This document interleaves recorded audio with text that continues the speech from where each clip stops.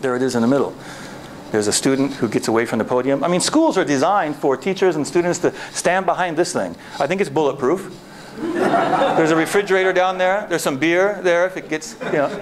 And it's just this big, ugly thing there. And so students learn, now let's get away from that. Get close to the screen, close to the students. And you can kind of do that if you do a hack on it.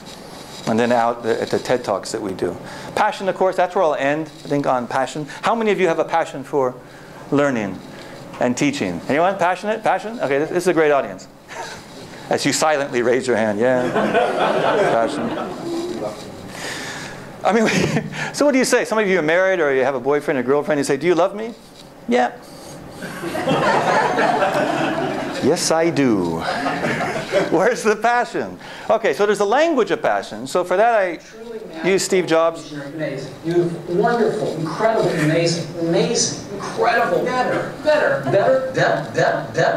cheaper, very thin, extraordinary, phenomenal, unbelievably great, way better, phenomenal, incredible, phenomenal, wonderful, great, awesome, remarkable, gorgeous, so easily, really great, simple, gorgeous, simple. It's that simple. You get the idea. Okay. So there's the language that you can use, especially if you're teaching your Japanese students. They don't learn all these kind of, you know, these superlatives. But there's also the body language. When I think of body language, I think of CEO Steve Ballmer making a presentation.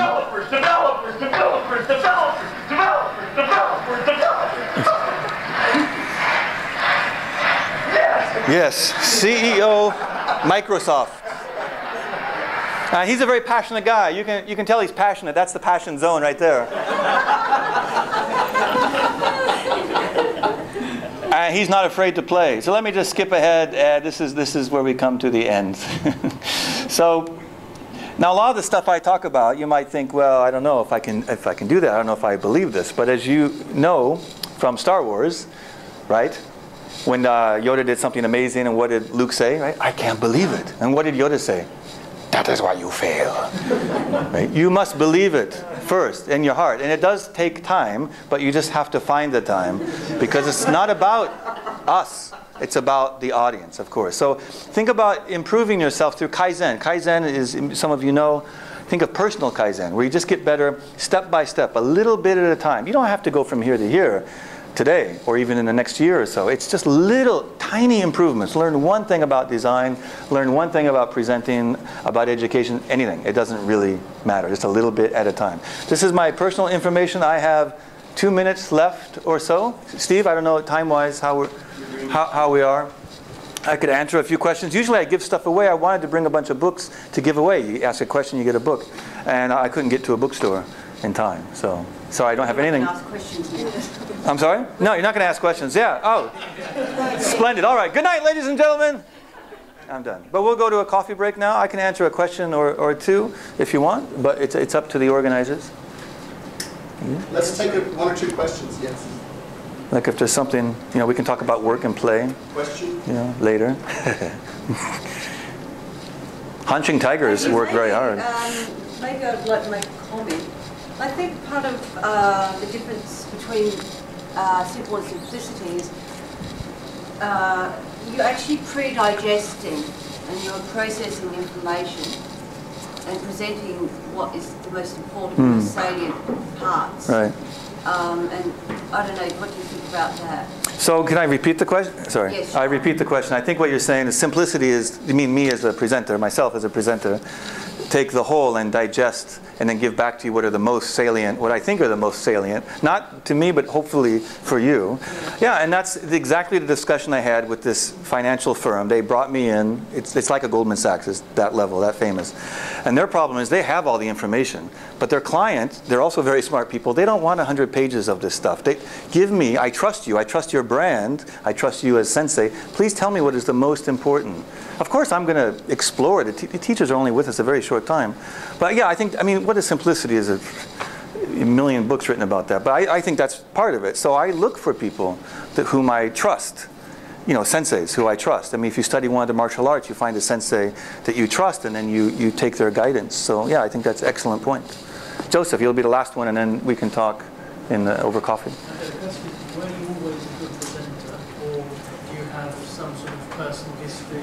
No. Well, that's the question was, were you always a good presenter? Well, that's very flattering, but I still don't, you know, no, I'm still learning. And, you know, there are people who are on TV, you know, they're professionals, right? I mean, and now with the news, right? And we're not like that. We're regular people. So if you could pick me apart, I'm not that kind of person at all. You're not going to see me on TV, except NHK for the entire month of July. I will, so check that program out. But anyway, you know, we all, no, it's just a conversation. All of you are interesting. Every one of you I know is interesting.